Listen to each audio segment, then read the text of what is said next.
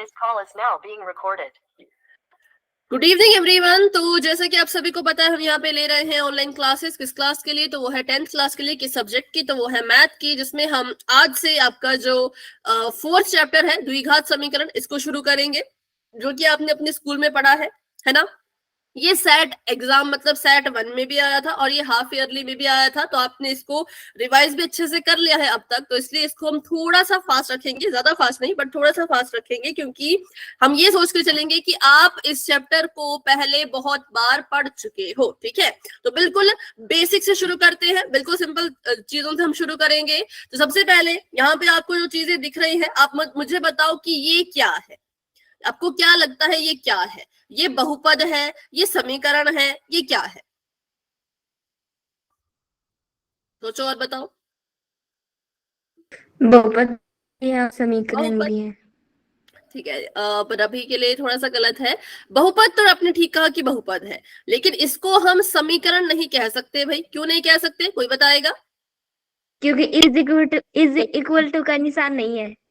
बिल्कुल, क्योंकि इसमें बराबर का निशान नहीं है। अब हमें पता है अगर कोई चीज समीकरण होती है तो उसके पास बराबर का निशान होना ही चाहिए, लेकिन यहाँ पे नहीं था। तो 3x जमा 5, 2x की घात जो 2 जमा 3x जमा 4 और y की घात 3 जमा 3y की घात 2 माइनस 2y जमा 6, ये तीनों ही बहुपद है और इनके नाम भी अलग अलग हैं, क्योंकि यहाँ पर जो घात है वो कुछ नहीं है, एक है ना। घात कितनी है? सबसे बड़ी एक है। तो हम क्या करेंगे, हम इसको कहेंगे कि ये कैसा बहुपद है? तो ये रैखिक बहुपद है। कैसा बहुपद है? रैखिक। घात के आधार पे देखें तो ये रैखिक बहुपद है। उसी तरह से नीचे वाले का नाम बताओ, घात के आधार पे बताओ नीचे वाले का नाम, इसका नाम बताओ। गुड इवनिंग बच्चों। द्विघात बहुपद, बिल्कुल इसका नाम है द्विघात बहुपद। बिल्कुल सिंपल सी बात है, जितनी इसकी घात होगी वही इसका नाम होगा। तो ये हो गया द्विघात बहुपद। और नीचे वाले का पूछे अगर तो इसका नाम क्या हो जाएगा? त्रिघात। त्रिघात, बिल्कुल। ये आपका रिवीजन है, ठीक है, आपका थोड़ा सा रिवीजन यहाँ पे चल रहा है, तो बिल्कुल सही आपने बताया। आप सभी ने घात के आधार पे अच्छे से बताया।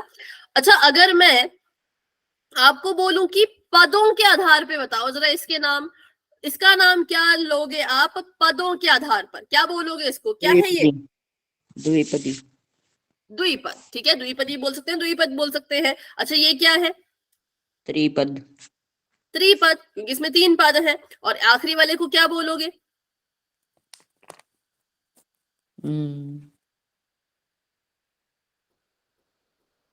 चलो मैं बताऊं, इसमें 4 पद है। क्या बोलते हैं जिसके पास 4 पद होते हैं? चतुर्पद। नहीं, क्या पढ़ा था हमने? अगर किसी बहुपद में 3 से ज्यादा पद हो तो उसका कोई स्पेशल नाम नहीं होता, उसको हम क्या कहते हैं? उसको हम सीधा बहुपद कहते हैं। ठीक है, ऊपर वाले को हम कहते द्विपदी, दूसरे वाले को हम कहते त्रिपदी, लेकिन इसको हम चतुष्पद नहीं कहेंगे, इसको हम बहुपद ही कहेंगे, क्योंकि 3 से ज्यादा पद अगर है तो वो बहुपद है। फिर चाहे उसमें 4 पद हो, 5 हो, 10 हो, 12 हो, वो बहुपद ही रहेगा। तो ये फटाफट से हमने बहुपद सीख लिया, मतलब रिवाइज कर लिया। ये था बहुपद। अब इसी बहुपद में क्या कर दे, अगर हम बराबर का निशान लगा दें और बराबर के उस पार कुछ लिख दे। अब जरूरी नहीं कि उस पार हमेशा 0 लिखना है, ऐसा जरूरी नहीं होता कि आपने यहाँ पे 3x जमा 5 लिखा और बराबर लगा के 0 लिख दिया तभी समीकरण बनेगा। नहीं, समीकरण बन जाता है कैसे भी, बस बराबर का निशान चाहिए और बराबर के उस तरफ कुछ चीज लिखी होनी चाहिए, चाहे वो चर लिखा हो, अचर लिखा हो, शून्य लिखा हो, संख्या लिखी हो, कुछ भी लिखा हो, बस लिखा होना चाहिए। तो ये फर्क होता है बहुपद और समीकरण में। ठीक है, तो जो यहाँ पे लिख रखे हैं ये सभी के सभी बहुपद है और ये सभी के सभी समीकरण है। नाम इनके सेम होंगे। अगर ये रैखिक बहुपद है तो ये रैखिक समीकरण होगा। अगर ये द्विघात बहुपद है तो ये द्विघात समीकरण होगा। अगर ये त्रिघात बहुपद है तो ये त्रिघात समीकरण होगा। ठीक है, तो इसमें इनमें कुछ ज्यादा फर्क नहीं होता, बस बराबर का फर्क होता है, बाकी कुछ भी नहीं होता। तो चलिए आगे बढ़ते हैं। अभी ये एक समीकरण है, क्योंकि हमने समीकरण के बारे में पढ़ना है, चैप्टर के नाम में समीकरण है, तो इसलिए समीकरण को अच्छे से हम सीखेंगे, बाकी चीजों पे इतना ध्यान नहीं देंगे। तो समीकरण कुछ इस तरह का दिखता है। समीकरण में ये 3 चीजें होनी चाहिए। नंबर 1, बराबर का निशान। सबसे जरूरी चीज तो यही है कि बराबर का निशान होना चाहिए, बाकी चीजें हम देख लेंगे, ठीक है। फिर होना चाहिए बायां पक्ष, मतलब कि लेफ्ट हैंड साइड, जो कि बराबर के इस तरफ होगा। और फिर होना चाहिए दायां पक्ष, मतलब कि राइट हैंड साइड, जो बराबर के इस तरफ होगा, ठीक है। ये वैसे आप सभी को क्लियर ही होगा, लेकिन किसी को डाउट है तो फटाफट से पूछ लो। यहां तक किसी को कोई भी डाउट है तो फटाफट से पूछ लो। वैसे तो बिल्कुल सिंपल सी बातें बताई, बहुत पहले भी सारी चीजें हम पढ़ चुके थे। किसी को डाउट है क्या? No ma'am. अगर डाउट नहीं है तो फिर वाई लिख दो चैट में। जिसको डाउट है वो पूछो, जिसको नहीं है वो वाई लिख दो। चैट बॉक्स में वाई लिख दो फटाफट से, ठीक है। हाँ, क्योंकि सिंपल सी चीजें हैं, ज्यादा इसमें कुछ है नहीं सीखने लायक, है ना। चलो अब ये आपने करना है। किसी समीकरण में उपस्थित चर की अधिकतम घात उस समीकरण की घात होती है। जैसे कि आपने यहाँ पे देखा कि समीकरण लिख रखा है, अब आपसे कोई पूछेगा कि समीकरण की घात बताओ, तो आपने देखना है इस समीकरण में, इस समीकरण में और इस समीकरण में सबसे बड़ी घात कौन है, वही समीकरण की घात होगी, ठीक है। तो मुझे बताओ यहाँ पे जो समीकरण है उसमें जो चर है, चर मतलब कि x है, उस x की सबसे बड़ी घात कितनी है? इस वाले मैम।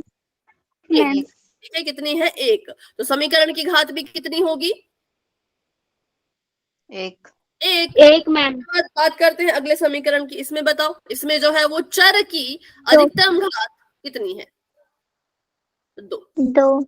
समीकरण की घात भी 2 हुई। देखो यहाँ पे घात 2, यहाँ पे घात में 1, 2 और 1 में बड़ा कौन? 2 बड़ा, तो अधिकतम घात 2 है, तो समीकरण की घात भी 2 होगी। अच्छा, फिर इसकी बात करें तो इस वाले समीकरण में बताओ 8 मैम। 8 कैसे? ये घात है 3, ये है 2, ये है 1, ये है 2। आपने देखना है कि ये जो चर है, जो y है, इसके सिर पे सबसे बड़ी संख्या कितनी है? 2, 2, 1, ये तो छोटी संख्या है, सबसे बड़ी कौन है? 3 है, तो इसलिए 3, ठीक है। गुड इवनिंग, गुड इवनिंग भाई, जिन बच्चों ने क्लास को भी ज्वाइन किया है। तो इसकी सबसे बड़ी घात 3 है, तो इस समीकरण की घात भी 3 ही होगी। बताओ यहाँ पे किसी को कोई डाउट?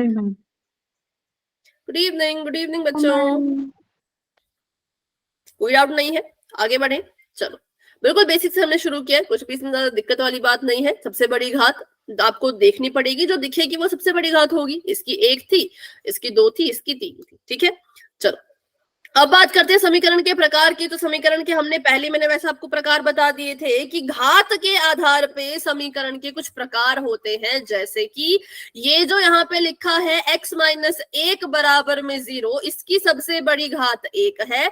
समीकरण की घात अगर 1 है तो इसका मतलब ये रैखिक समीकरण होगा। गुड इवनिंग, ठीक है। अगर समीकरण की घात सबसे बड़ी 1 है तो वो रैखिक समीकरण होगा।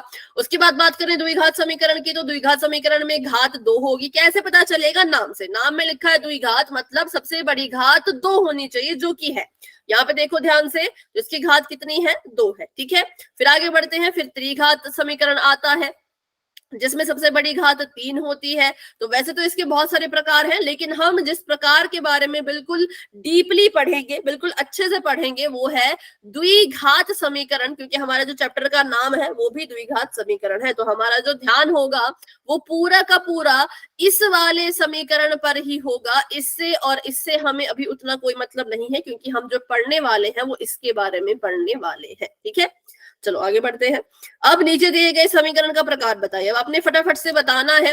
अब यहाँ पे 2 काम करने हैं। पहले तो आपको इसकी घात देखनी है, सबसे बड़ी कौन है, फिर आपको उसका नाम बताना है कि किस तरीके का समीकरण है। बताओ, पहले वाले में बताओ, इसकी घात कितनी थी सबसे बड़ी? अभी पीछे आपने किया 1 मैम। 1। अगर इस समीकरण की घात 1 है तो इसका नाम क्या होगा? रैखिक समीकरण। रैखिक समीकरण, ठीक है। क्या नाम होगा इसका? रैखिक समीकरण। चलो अगला बताओ। 2। सबसे बड़ी घात 2 है।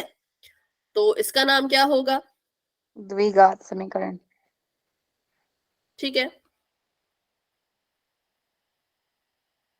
उसके बाद बताओ। मैम 3। 3, तो इसका नाम क्या होगा? त्रिघात समीकरण। अगला बताओ। इसमें क्या? 1 मैम। 1 2 मैम। 2, देखो ना, एक एक्स यहाँ, एक एक्स यहाँ, कौन सी घात है? इसके पास 1 है, इसके पास 2 है, बड़ी घात कौन है? 2, तो इसलिए इसको 2 दो। लिखेंगे दो। और इसका नाम हो जाएगा द्विघात समीकरण। चलो अगला बताओ। अगला त्रिघात मैम 3।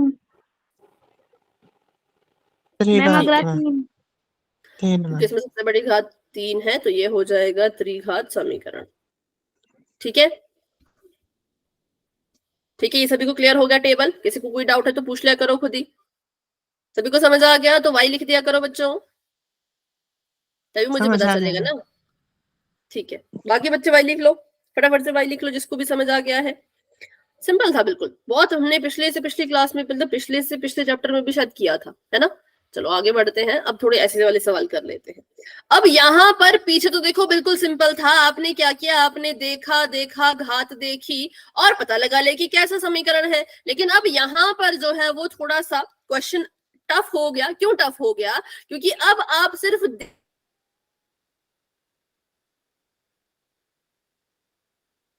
क्योंकि मैंने देखा कि यहाँ पे x लिखा है और ये x इसके साथ गुणा कर रहा है। जब भी ऐसी चीज आती है कि कोई चीज एक दूसरे के साथ गुणा करती है तो हमें क्या करना पड़ता है? पहले उसको गुणा करवाना पड़ता है, फिर अच्छे से हल करना पड़ता है, फिर जाके पता लगता है कि ये समीकरण कैसा है।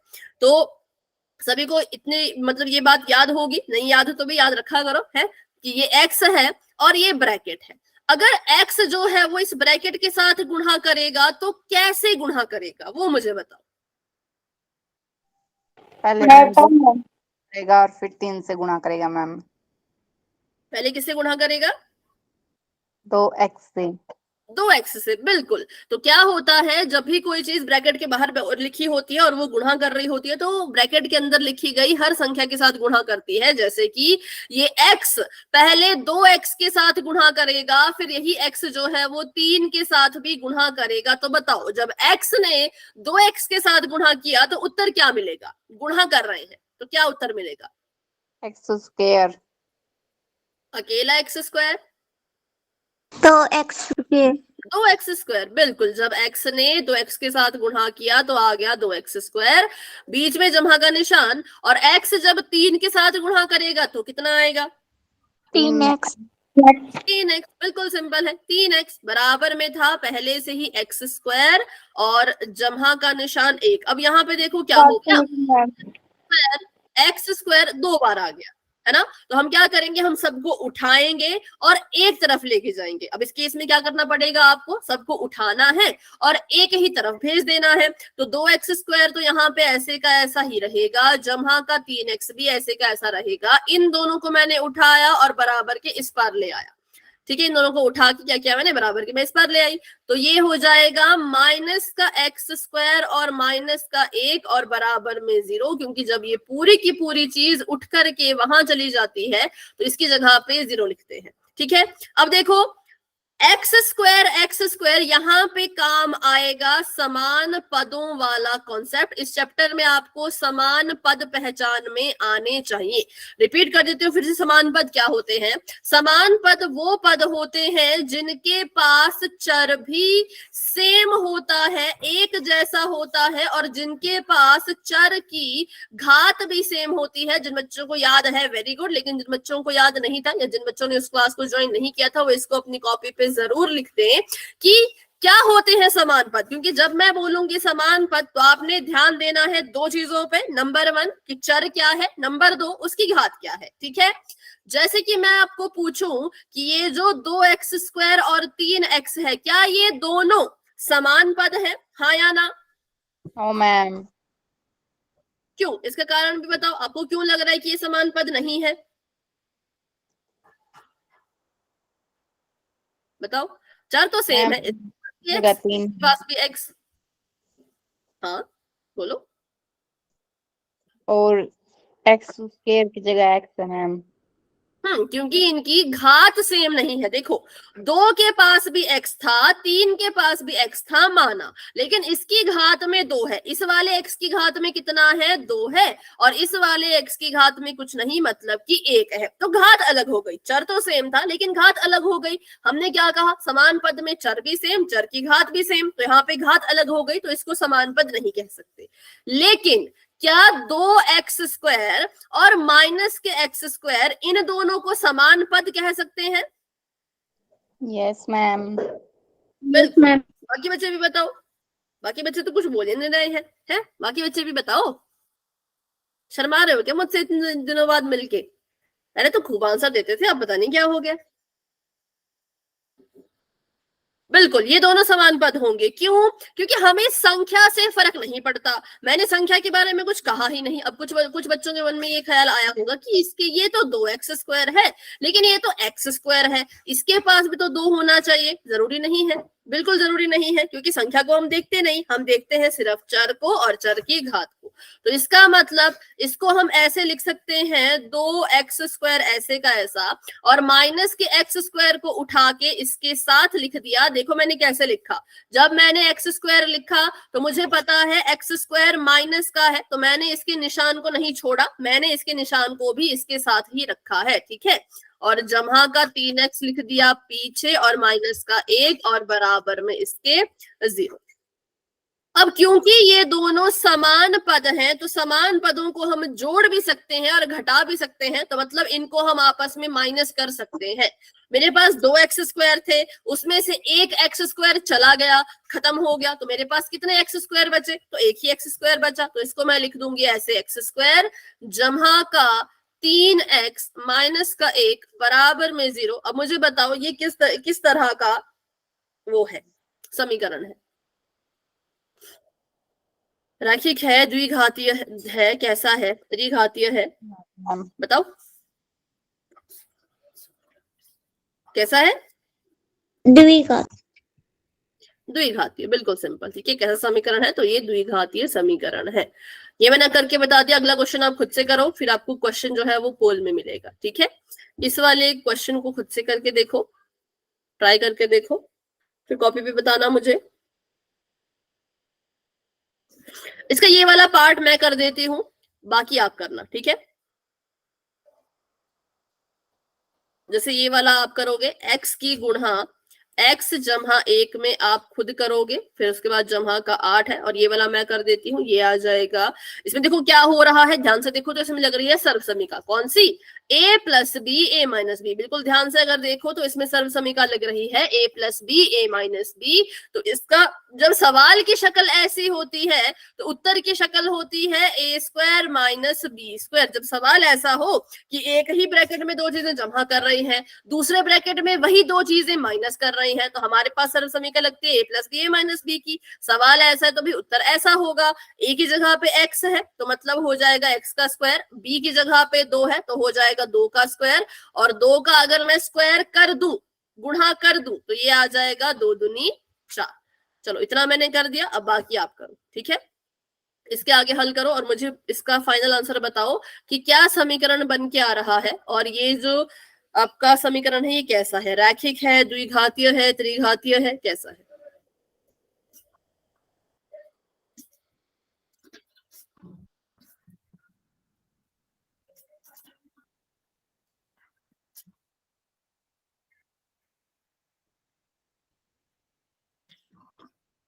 जिसका भी हो जाएगा तो बता देना, नोटबुक में बता देना, चाहे जिस नोटबुक में आप सॉल्व कर रहे हैं। अच्छा शिव कुमार,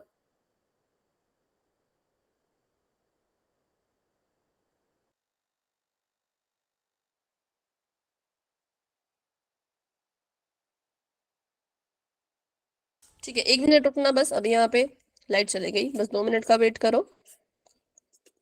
आपको स्क्रीन नजर आ जाएगी।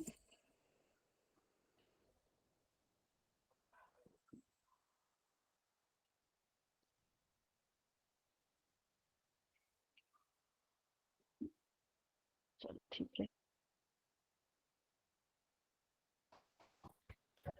हाँ अभी बता नोटबुक, उस समय देख नहीं पाई क्योंकि क्या कहते लाइट चली गई थी ना एकदम से। अभी अपना कैमरा ऑन करो। शिव कुमार?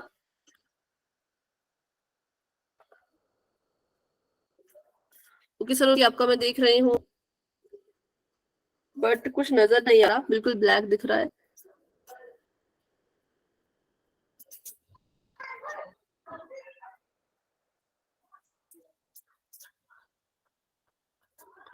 x4 आया, फिर उसके बाद x + 8 + 4, नहीं थोड़ी तो कहीं गड़बड़ हुई है भाई।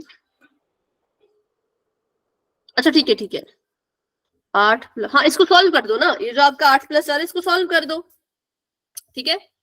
इसको जमा हो रहे हैं तो जमा कर दो, घट रहे हैं तो घटा दो। x + 12 ऐसा मुझे दिख रहा है शिव कुमार का, बाकी देखते हैं क्या इसका आंसर होगा। ठीक है श्रुति, आपका मैं देख रही हूँ, ठीक है। x + 12 दोनों बच्चों का आया है, तो चलिए अब इसको देखते हैं कि क्या इसका आंसर होना था।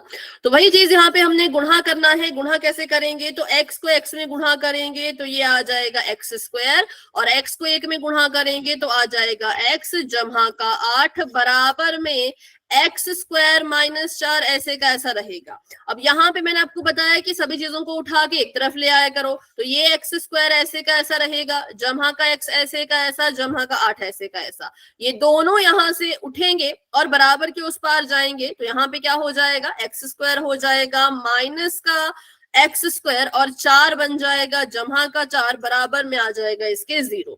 अब हमने यहाँ पे ढूंढ रहे हैं समान पद। समान पद हमें पता है, जिनकी चर भी सेम हो और जिनका चर की घात भी सेम हो उसी को समान पद कहते हैं। तो ये दोनों एक दूसरे के समान पद हैं और ये आपस में कट जाएंगे, क्योंकि ये जमा का x² है, ये माइनस का x² है, ठीक है। एक जमा का था, एक माइनस का था, तो क्या हो गया भाई, x² से x² कट गया, हमारे पास बच गया x जमा 8 जमा 4। 8 और 4 को जोड़ दो तो ये आ जाएगा x जमा 12 बराबर में 0। तो अब मुझे बताओ आपको क्या लगता है ये किस तरह का समीकरण है? रैखिक है, द्विघातीय है, त्रिघातीय है, कैसा समीकरण है ये? देखो इसको ध्यान से।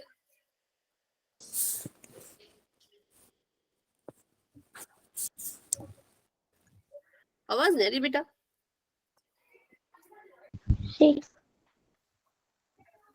रैखिक, जोर से बोलो, बिल्कुल खुल के बोलो, सही बोलो गलत बोलो पर खुल के बोलो, ठीक है।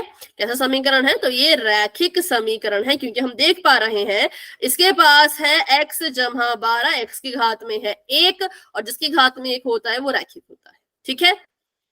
पढ़ते हैं, इसको कर लेते हैं। ये पूछ रहे हैं क्या ये समीकरण द्विघातीय समीकरण है? आपने नोटिस किया होगा या फिर नहीं भी किया तो मैं बता देती हूँ क्या होता है। जो आपको पेपर आता है और जो उसमें 1-2 नंबर के क्वेश्चन होते हैं वो ऐसे क्वेश्चन भी होते हैं। आपको एक समीकरण दे दिया होगा और पूछा जाएगा कि बताओ क्या ये द्विघातीय समीकरण है, हाँ या ना, है ना। या फिर आपको बोला जाएगा कि निम्नलिखित में से द्विघातीय समीकरण को चुनो, तब भी आपको सॉल्व तो करना पड़ेगा। तो यहाँ पे ये पूछ रहे हैं कि ये द्विघातीय समीकरण है कि नहीं। पहले आप इसको फटाफट से सॉल्व करो, अपना आंसर बताओ कि आपको क्या लगता है, हाँ लगता है कि ना लगा है, फिर मैं इसको सॉल्व करूंगी। पहले आप सॉल्व कर लो खुद से और मुझे बस इतना बताओ हाँ या ना, ठीक है। बस इतना बताओ हाँ या ना।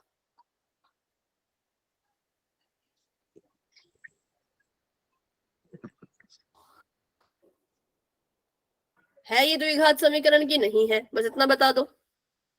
कॉपी दिखाने की जरूरत नहीं है, बस इतना बता दो है या नहीं, ठीक है।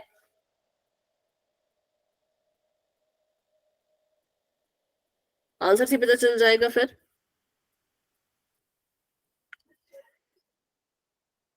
ठीक है, आप कह रहे हो कि ये है और बाकी बच्चे सभी कह रहे हैं, तो चलो फिर इसको चेक कर लेते हैं। सबसे पहले हम क्या करेंगे, वही गुणा करेंगे। x ने जब 2x से गुणा की तो ये बन गया 2x²। x ने जब 3 से गुणा की, इस x ने जब 3 से गुणा की तो ये बन गया 3x बराबर में x जमा 1 लिखा गया था। फिर से वही चीज, सबको उठाओ, है ना, सबको उठाओ और उधर भेज दो। तो हमने क्या किया, 2x² को ऐसे का ऐसे ही रहने दिया, जमा के 3x को ऐसे का ऐसा रहने दिया, वहां से x - 1 को उठाया।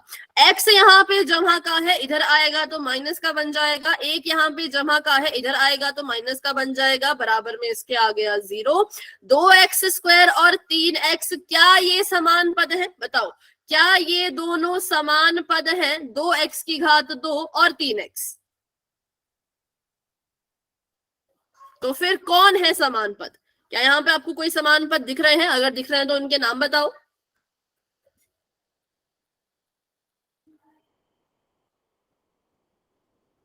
है कोई यहाँ पे समान पद? चैट में लिख लो फटाफट से कौन कौन। x वाले, ठीक है। 3x - x ये समान पद है ना, तो इनको हम घटा सकते हैं। समान पद जुड़ भी जाते हैं और घट भी जाते हैं, तो घटा दो इनको। 3 में से एक x अगर चला भी गया तो क्या हो गया, 2 तो बच गए ना, तो यहाँ पे आ जाएगा 2x। ठीक है, 3 में से अगर एक x चला भी गया तो कोई बात नहीं, एक x तो बच जाएगा 2x, और माइनस का 1 ऐसे का ऐसा बराबर में 0। अब गलती से भी इनको हल मत कर देना, गलती से भी ऐसा मत कर देना कि 2x² में 2x जोड़ दिया तो 4x² बन गया। नहीं, ये दोनों समान पद नहीं है, तो ये हल भी नहीं होंगे। इसकी घात में 2 है, इसकी घात में 1 है, या आपस में नहीं जुड़ सकते, तो हमारा जो समीकरण बनेगा वो ऐसा बनेगा। और ये किस तरह का, इन्होंने पूछा था कि क्या ये द्विघात समीकरण है, तो हमारा उत्तर आया कि हाँ, ये द्विघात समीकरण है। ठीक है, किसी भी बच्चे को इस क्वेश्चन में कोई भी डाउट है तो पूछो, लेकिन अगर कोई डाउट नहीं है, सब समझ आ गया, समान पद समझ आ गए, तो फटाफट से y लिखो, क्योंकि इसके बाद एक क्वेश्चन करेंगे, फिर सीधा क्वेश्चन पोल में आएगा। ठीक है, उसमें फिर मैं आपकी हेल्प नहीं कर पाऊंगी। कौन सी? लास्ट वाली लाइन नहीं आई। चलो ठीक है, लास्ट वाली लाइन को फिर से समझते हैं। देखो, सबसे पहले अच्छा ये बताओ, समान पद समझ आया? समान पद क्या होते हैं जतिन? Yes ma'am. ठीक है, तो वो देखो, हमने वही देखा कि इन सभी में समान पद कौन कौन है, तो हमने पाया कि समान पद है 3x और x। कौन है समान पद? 3x और x। क्यों? क्योंकि इसके पास भी x है, इसके पास भी x है, इसकी घात में भी 1 है, इसकी घात में भी 1 है। ठीक है, तो ये आपस में समान पद होंगे, और समान पदों को हम सॉल्व कर सकते हैं, हल कर सकते हैं। जमा हो रहे हैं तो जमा कर सकते हैं, घट रहे हो तो घटा सकते हैं। ठीक है, तो 2x² को ऐसे का ऐसा लिख दिया, इन दोनों को आपस में घटा दिया। क्यों घटाया? क्योंकि घट रहे थे, एक माइनस का था एक प्लस का था। तो 3x में से अगर एक x चला गया, माइनस हो गया, तो कितने x बचेंगे? 2x बचेंगे। ठीक है, 3x में से अगर एक x चला गया, एक x अगर माइनस हो गया, तो 2x बचेंगे। तो हमने लिख दिया जमा का 2x। अब जमा का निशान क्यों लगा?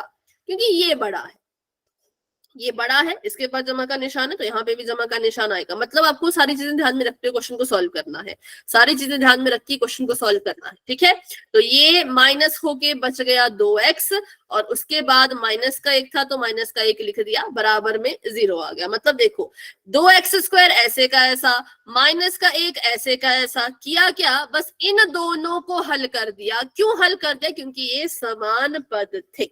ठीक है, बताओ अभी क्लियर हुआ? Yes ma'am. ठीक है, तो चलो एक और क्वेश्चन करते हैं, फिर क्वेश्चन करेंगे सीधा पोल में। अब ये तो स्क्वायर स्क्वायर वाला कुछ आ गया है, तो इसको हल कर लेते हैं बिल्कुल फटाफट। ये कह रहे हैं x जमा 3 का होल स्क्वायर। अब हमें पता है x जमा 3 का होल स्क्वायर मतलब a जमा b का होल स्क्वायर, वो वाली सर्व समीकरण लग जाएगी। तो ये हमारे लिए a का काम करेगा, ये हमारे लिए b का काम करेगा। हमने पिछले चैप्टर में पढ़ा था कि अगर क्या हो, इनकी शक्ल अगर ऐसी हो, a + b होल स्क्वायर अगर सवाल की शक्ल है, तो उत्तर क्या होता है? उत्तर होता है a का स्क्वायर जमा b का स्क्वायर जमा 2ab। तो बस इसी को लिखो, a की जगह पे x है, मतलब पहले होगा x का स्क्वायर। b की जगह पे 3 है, मतलब फिर होगा 3 का स्क्वायर।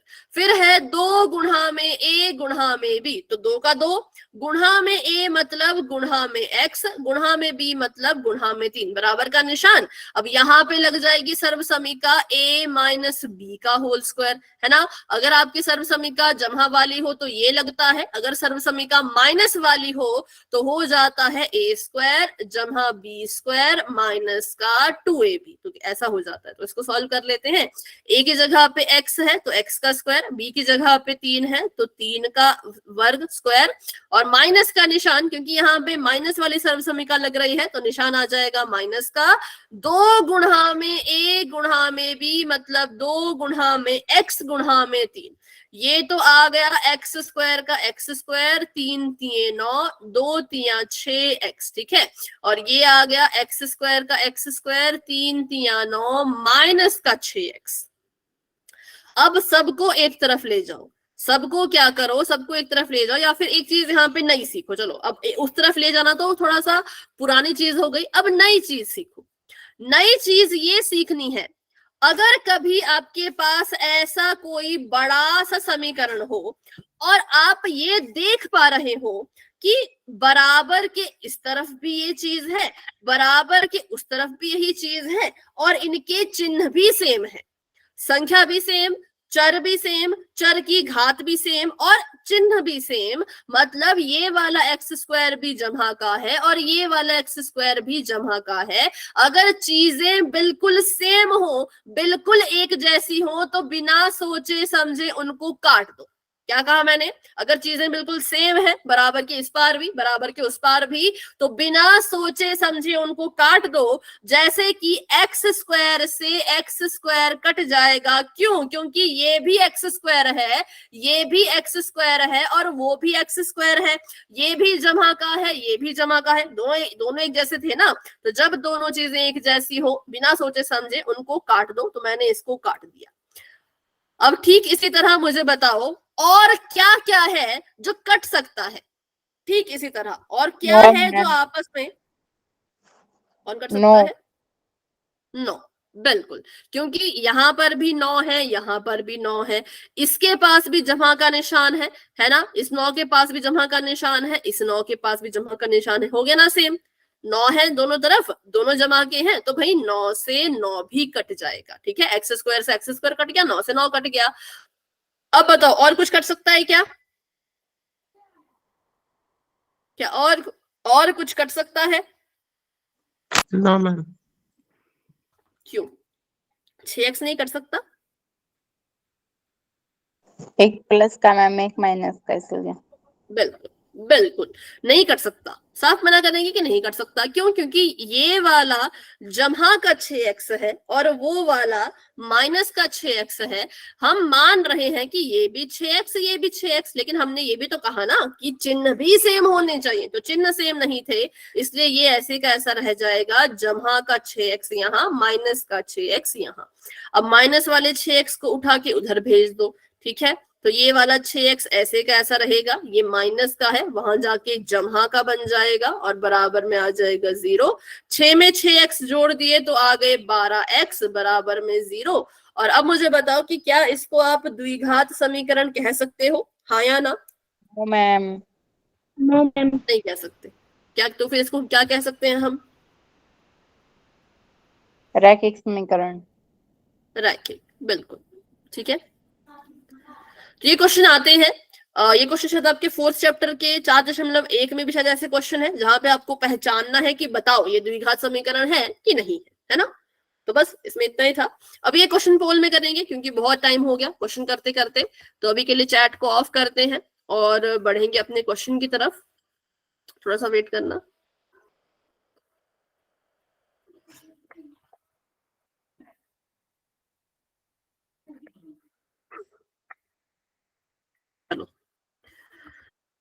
अगला क्वेश्चन पोल में है और आप सभी के सामने इस तरह से है। आपने बताना है इन चारों ऑप्शन में से कौन सा समीकरण है जिसको आप द्विघात समीकरण नहीं कह सकते। मना करनी है, जिसको द्विघात समीकरण नहीं कह सकते उसको ढूंढ के बताओ, ठीक है। तो बस अभी इसको ढूंढना शुरू कर दो और जिसको भी अपना आंसर मिल चुका है, पता चल चुका है कि भाई कौन सा ऑप्शन है जो द्विघात समीकरण नहीं है, वो पोल में जाके अपना आंसर दे सकते हैं, ठीक है। वो पोल में जाके अपना आंसर दे सकते हैं। पोल ओपन हो चुका है। चलो वेरी गुड। हाँ सभी करो और जिसने भी कर दिया हैंड रेज भी कर दो। हाँ बिल्कुल सिंपल सवाल है भाई। ओके ठीक है।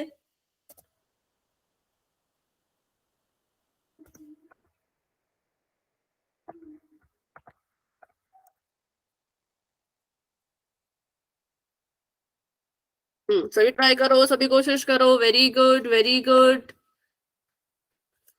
क्लास में अभी हमारे पास है 18, 19 बच्चे, और आंसर अभी तक किया सिर्फ 11 बच्चों ने। बाकी बच्चे भी कोशिश करो। कोई अगर भूल गया है कि पोल कहाँ होता है तो पूछ लो। याद है ना सभी को पोल कहाँ होता है? जो नीचे 3 बिंदु दिख रहे हैं आपको अपने फोन पे, उस पे क्लिक करो। ठीक है, उन 3 बिंदुओं पे क्लिक करके बहुत सारे ऑप्शन दिखेंगे, लेकिन आपने उसमें से एक्टिविटीज के ऑप्शन पे जाना है। एक्टिविटीज के ऑप्शन पे जाओगे तो आपको ऊपर नजर आ जाएगा वन पोल एक्टिव। वन पोल एक्टिव पे जाओगे तो दिख जाएंगे 4 ऑप्शन। उसमें से आपको जो भी लगता है कि सही उत्तर है, ABCD में से जो भी सही लगता है उस पर क्लिक करो, फिर वोट पे क्लिक कर दो। वोट पे क्लिक करके आपका आंसर मुझ तक पहुंच जाएगा। 14 बच्चों ने आंसर दे दिया, लेकिन 5 बच्चों ने, अच्छा अभी 15 बच्चों ने आंसर दे दिया, लेकिन 4 बच्चों ने आंसर नहीं दिया। हैंड रेज करो जिसने आंसर कर दिया है, तभी तो मुझे पता चलेगा, है ना? मोनिका, जतिन, मुस्कान, छोटी, दीपक, नीतू। कर लिया मैम। ओके, चलो तो अभी करते हैं 10 सेकेंड्स का वेट और आगे बढ़ते हैं। ठीक है, हाँ 10 सेकेंड का वेट करेंगे फिर आगे बढ़ेंगे। जिसने नहीं किया भाई कर लो। 10, 9, 8, 7, 6, 5, 4, 3, 2, 1। तो अभी के लिए पोल हो चुका है एंड, और इसका रिजल्ट आप देख सकते हो वैसे तो पोल सेक्शन में। और कुछ बच्चों ने अभी भी गलत किया है, लेकिन बहुत से बच्चों का सही था, बिल्कुल करेक्ट है। Option number A is the right answer, क्योंकि इसको हम द्विघात समीकरण नहीं कह सकते। क्यों नहीं कह सकते? क्योंकि जब हमने देखा, इसमें हमने घातों को देखा तो हमने कहा चर था z। चर कौन था? चर था z। z की घात पहले 2 है, फिर z की घात 3 है, तो 2 से बड़ी घात मिल गई ना, 3 मिल गई। तो अगर सबसे बड़ी घात 3 है तो फिर इसको हम त्रिघात बहुपद कहेंगे, द्विघात नहीं कहेंगे। ठीक है, क्योंकि यहाँ पे सबसे बड़ी जो घात थी वो 3 थी, इसलिए ये द्विघात नहीं, ये त्रिघात बहुपद है। इसलिए हमारे लिए आंसर जो है वो करेक्ट हुआ। अब बात करें ऑप्शन नंबर बी की, तो ऑप्शन नंबर बी में देखो x के सिर पे घात है 2, सबसे बड़ी घात 2 है, तो ये द्विघात बहुपद है। यहाँ पे देखो तो z की घात 1, z की घात 2, 2 और 1 में सबसे बड़ा है 2, तो यहाँ पे भी सबसे बड़ी घात हो गई 2, और जिसकी सबसे बड़ी घात 2 होती है वो द्विघात समीकरण होता है। और यहाँ पे देखो तो h है, h की घात में 2 है, तो ये भी द्विघात समीकरण है। तो कौन द्विघात समीकरण नहीं था? तो वो है हमारा ऑप्शन नंबर ए। ठीक है, अब ध्यान से करना। बाकी बच्चों को आवाज आ रही है क्या? बाकी बच्चे बताओ। Yes ma'am. Yes, ma'am. अच्छा, जिसको आवाज नहीं आ रही बेटा क्लास को एक बार लेफ्ट करके दोबारा से ज्वाइन कर लो। क्लास को एक बार लेफ्ट करके फटाफट ज्वाइन कर लो। ठीक है, अभी के लिए मैंने चैट ऑफ कर दी है और अपने क्वेश्चन की तरफ बढ़ते हैं। क्वेश्चन आप सभी के सामने यही है, सेम है कि कौन इसमें से द्विघात समीकरण नहीं है?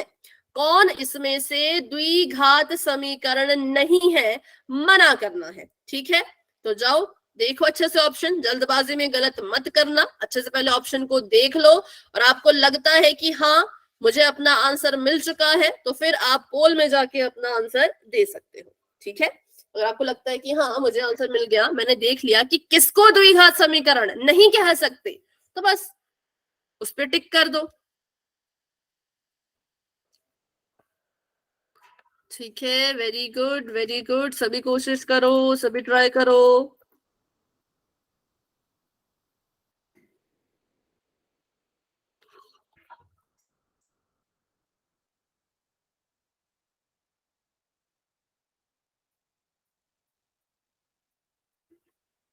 Very good, very good. इस बार काफी बच्चों के आंसर सही हैं भी, लगभग सभी बच्चों के आंसर सही दिख रहे हैं। बहुत बढ़िया कर रहे हो, बहुत अच्छा कर रहे हो। बिल्कुल सिंपल सी चीज है, बिल्कुल बेसिक है। ठीक है, बिल्कुल बेसिक चीज है, कुछ भी इसमें मुश्किल नहीं है। बस देखना है और अपना आंसर करना है। सॉल्व भी नहीं करना है इस क्वेश्चन में, तो बस देखना है और आंसर करना है। 14 बच्चों के आंसर आ चुके हैं, वेरी गुड। अच्छा, सरुचि ने भी क्लास को ज्वाइन किया। अभी आपको वॉइस आ रही है बेटा, बताओ।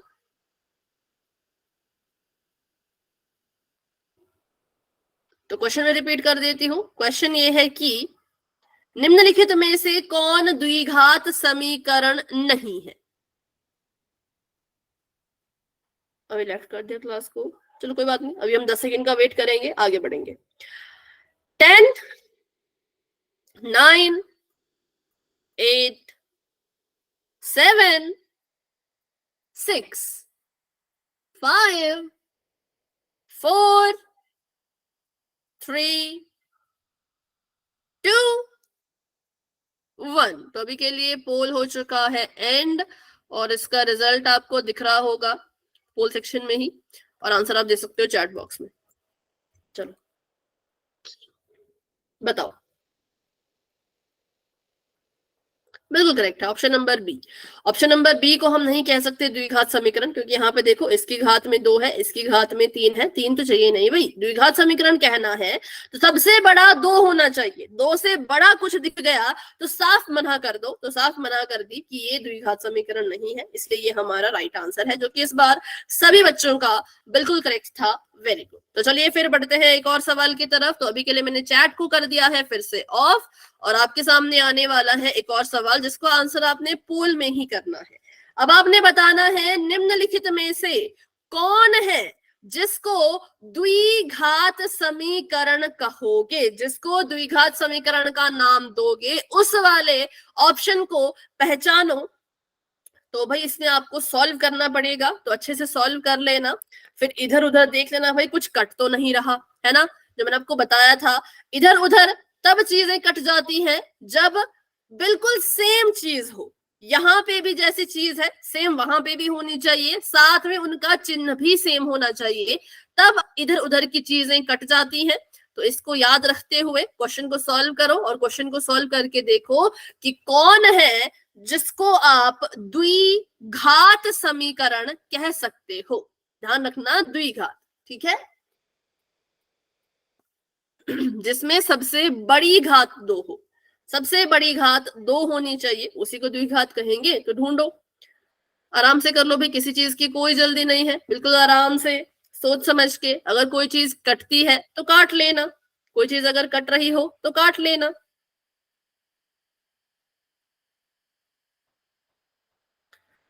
अच्छे से करो, बिल्कुल सोच समझ के।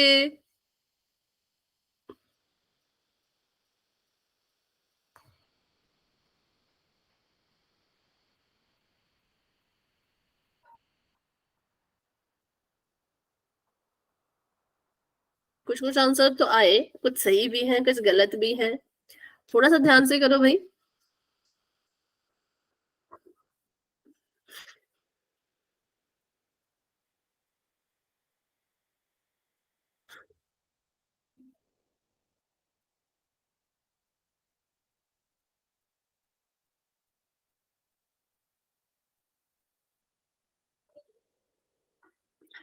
तो 10 बच्चों के आंसर आ चुके हैं।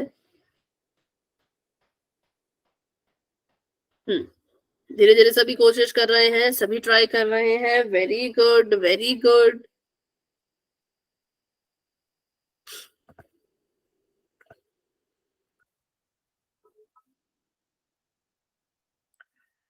बारह बच्चों के आंसर आ चुके हैं। शाबाश बच्चों, सभी कोशिश करो, सभी ट्राई करो। और जिसने आंसर दे दिया ना वो हैंड रेज कर लिया करो, तभी मुझे पता चलेगा कि इसने इसने आंसर दे दिया है। और जिन्होंने आंसर नहीं दिया होगा फिर वो भी पता चल जाएगा कि किसने किसने अभी तक आंसर नहीं किया है ना। तो इसलिए हैंड रेज करना जरूरी है। नीरज, भावना, अंकित जी के नाम से कौन है? मालती, क्या मैम? मालती है आपका नाम? Yes ma'am. ठीक है। और संदीप कुमार जी के नाम से नीतू है शायद। नीतू, आपके पोल का ऑप्शन आ रहा है कि नहीं आ रहा है?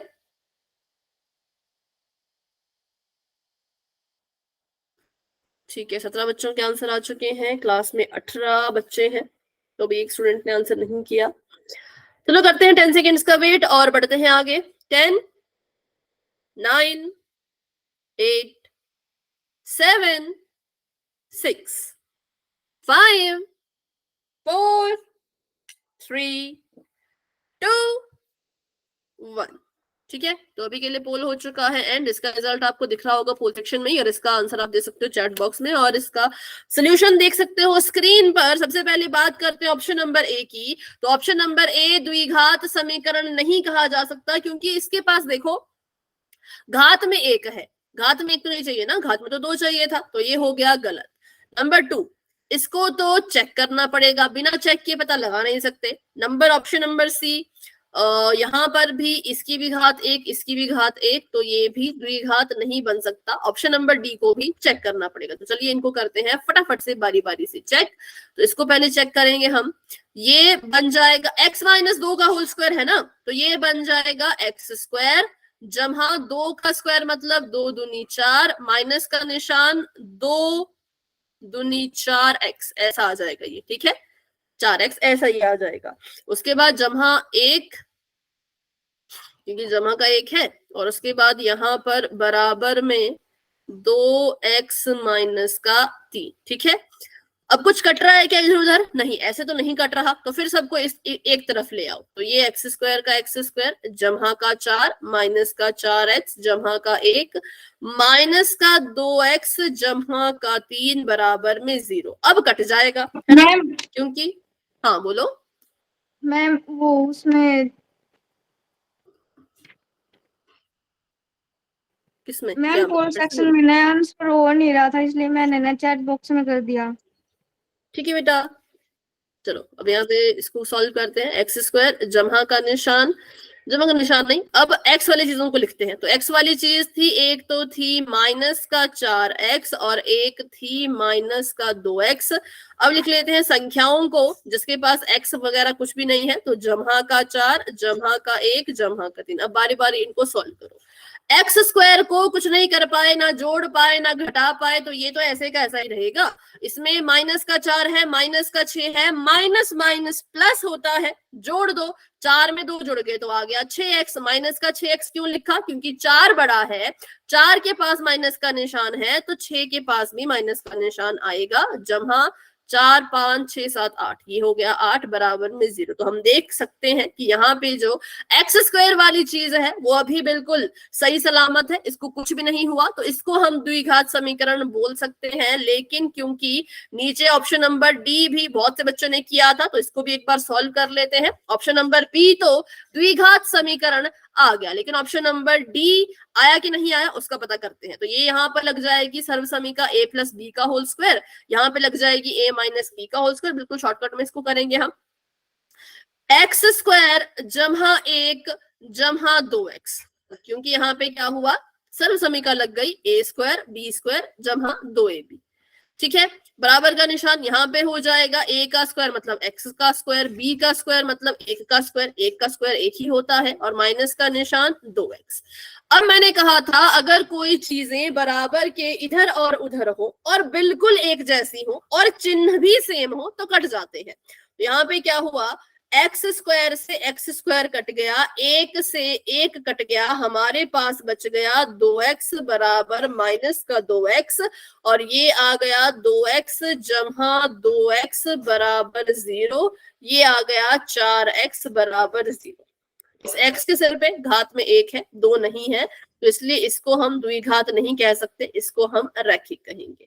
तो जिस कारण ऑप्शन नंबर बी जो है वो सही उत्तर है, लेकिन ऑप्शन नंबर डी जो है वो गलत है। ठीक है, तो ऑप्शन नंबर डी भी हो गया रॉन्ग। सिर्फ और सिर्फ ऑप्शन नंबर बी सही है, क्योंकि जब इसको हल किया तो ये द्विघात बन गया, लेकिन जब इसको हल किया तो ये रैखिक बन गया।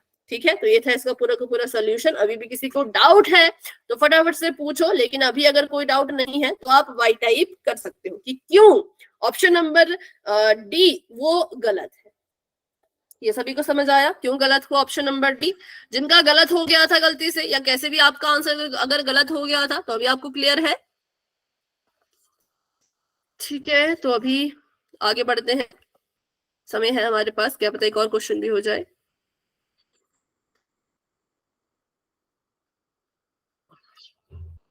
चलो द्विघात समीकरण का मानक रूप। अब हम देखेंगे कि इसका मानक रूप क्या होता है। देखो मानक रूप मैंने आपको पहले ही बताया था, पिछली क्लासेस में हमने बहुत बार हमने बहुपद का मानक रूप सीखा है ना। हमने जो है वो समीकरण का भी मानक रूप सीखा है, लेकिन अब हम सीखेंगे स्पेशल द्विघात समीकरण का मानक रूप। हमने दो चर वाले रैखिक समीकरण का भी मानक रूप सीखा है। अब हम सीखेंगे किसका मानक रूप, तो द्विघात समीकरण का मानक रूप। ये होता है द्विघात समीकरण का मानक रूप। इसको बिल्कुल अच्छे से नोट करके लिख लो, क्योंकि कभी कभी एग्जाम में ये भी पूछा जा सकता है कि ये जो नीचे लिखा गया है ये किसका मानक रूप है, या फिर द्विघात समीकरण का मानक रूप बताइए। ऐसा भी आपको जो है वो आ सकता है। इस पर एक क्वेश्चन भी आया था कथन और कारण वाला, ठीक है, वो मैं आपको कल पूछूंगी। इस पर एक क्वेश्चन भी आया था कथन और कारण वाला। वो क्वेश्चन क्या था, वो इस मानक रूप पे ही था और किसी में नहीं था, मानक रूप पर ही वो क्वेश्चन था, और कथन और कारण वाला क्वेश्चन था जो मैं आपसे कल पूछूंगी, ठीक है। तो उसके लिए तैयार रहना। अभी बस इसका मानक रूप देखो। ये कह रहे हैं कि जितने भी द्विघात समीकरण हैं वो ऐसे दिखते हैं। कैसे दिखते हैं, वो ऐसे दिखते हैं। कौन, जितने भी द्विघात समीकरण हैं वो दिखने में ऐसे होते हैं कि ए बी सी यहाँ पे संख्याएं हैं। ए बी सी क्या है, यहाँ पर संख्याएं हैं। तो इसका मतलब एक ही जगह पे कोई संख्या होगी। एक ही जगह पे मान लिया मैंने 5, एक्स स्क्वायर ऐसे का ऐसा, जमा का निशान बी भी संख्या होगी, बी की जगह पे मान लिया 6, एक्स का एक्स, सी भी संख्या है तो सी की जगह पे मान लिया 7 बराबर में 0। तो ऐसे दिखते हैं हमारे द्विघात समीकरण, ठीक है। अब हाँ, फर्क इतना पड़ता है कि बीच में माइनस का निशान कभी कभी हो सकता है, जरूरी नहीं कि हमेशा ही जमा में होंगे। मानक रूप हमेशा जमा में होता है, लेकिन द्विघात समीकरण आपके माइनस में भी हो सकते हैं, ठीक है। मानक रूप हमेशा जमा में होता है, लेकिन समीकरण तो माइनस का भी होता है ना। बहुत बार देखिए हमने ऐसे समीकरण जिसमें माइनस का भी निशान था।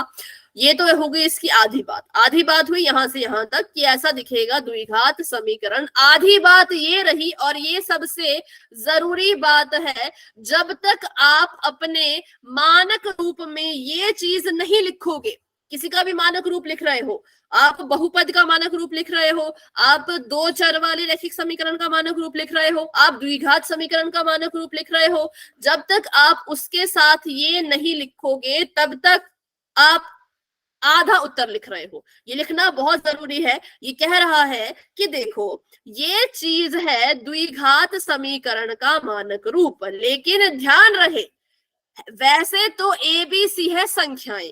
कैसी संख्याएं, वास्तविक संख्या। ये भी पता होना चाहिए, पेपर में ये भी आता है कि एबीसी क्या है। आप कह रहे हो एबीसी संख्याएं हैं, पर कैसी संख्याएं हैं, तो कह देना एबीसी है वास्तविक संख्या। वास्तविक संख्या में क्या क्या कौन कौन सी संख्याएं आती हैं, अभी कोई बताएगा? वास्तविक संख्या में कौन कौन सी संख्या आती है?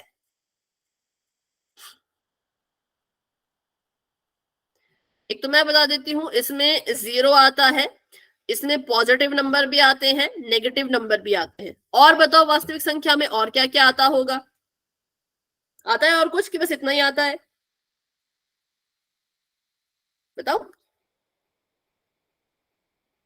वास्तविक संख्या, रियल नंबर, एबीसी संख्याएं हैं। कैसी संख्याएं हैं? वास्तविक संख्याएं हैं। वास्तविक संख्या में हर तरह के नंबर आते हैं।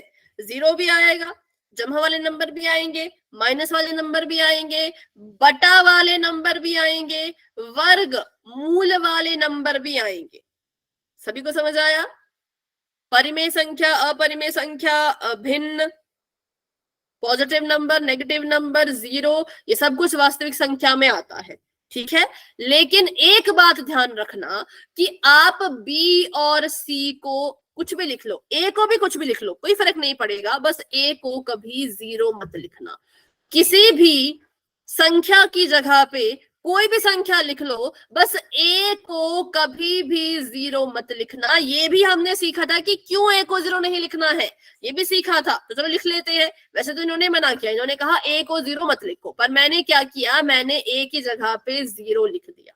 अब एक ही जगह पे 0 लिखा तो इससे क्या हुआ, इससे ये हुआ कि ये वाली चीज खत्म हो गई। अब 0 गुणा करेगा तो खत्म कर देगा ना, 0 ने किसी के साथ गुणा किया तो वो चीज तो खत्म हो जाती है। तो वैसे ही ये चीज भी खत्म हो गई, हमारे पास बच गया सिर्फ और सिर्फ इतना। क्या ये द्विघात समीकरण बन सकता है? सिर्फ इतना जिसको मैंने डब्बे में बंद किया, क्या ये द्विघात समीकरण बन सकता है? हाँ या ना? हाँ या ना बताओ, कुछ तो बोलो, हाँ या ना, तो एक ही तो आंसर आएगा ना। बन सकता है कि नहीं बन सकता है? बन सकता है। कैसे? x की जगह पे तो घात में 1 है, पर हम तो द्विघात बना रहे हैं, नहीं बन सकता। क्यों नहीं बना? अच्छा खासा बन रहा था। जब तक यहाँ पे 5 था तब तक ये द्विघात समीकरण बन रहा था।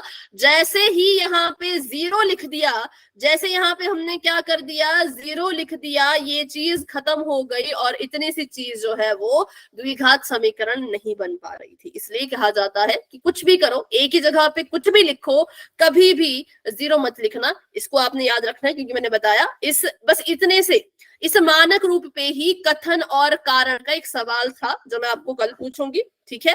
तो अभी मानक रूप अच्छे से याद कर लो। मानक रूप जब भी लिखना है तो ऐसे लिखना है कि जो द्विघात समीकरण का मानक रूप ये है, कॉमा लगा के, ये चीज बिल्कुल जरूरी लिखनी है, ठीक है।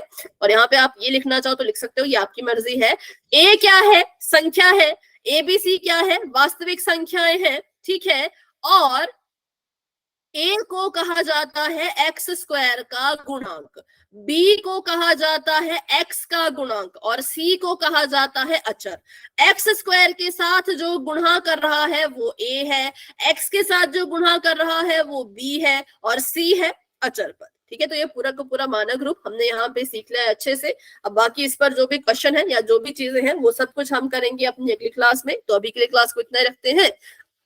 अभी किसी को द्विघात समीकरण में कोई दिक्कत है या द्विघात समीकरण के मानक रूप में कोई दिक्कत है तो मुझसे पूछो, लेकिन अगर कोई डाउट नहीं है तो आप क्लास को लेफ्ट कर सकते हो। तो अभी के लिए good night and bye bye, और मिलते हैं अपनी अगली क्लास में जो कि कल होगी। जैसा कि आपको पता ही है कि अब क्लासेस रोज होंगी 6 के 6 दिन, ठीक है।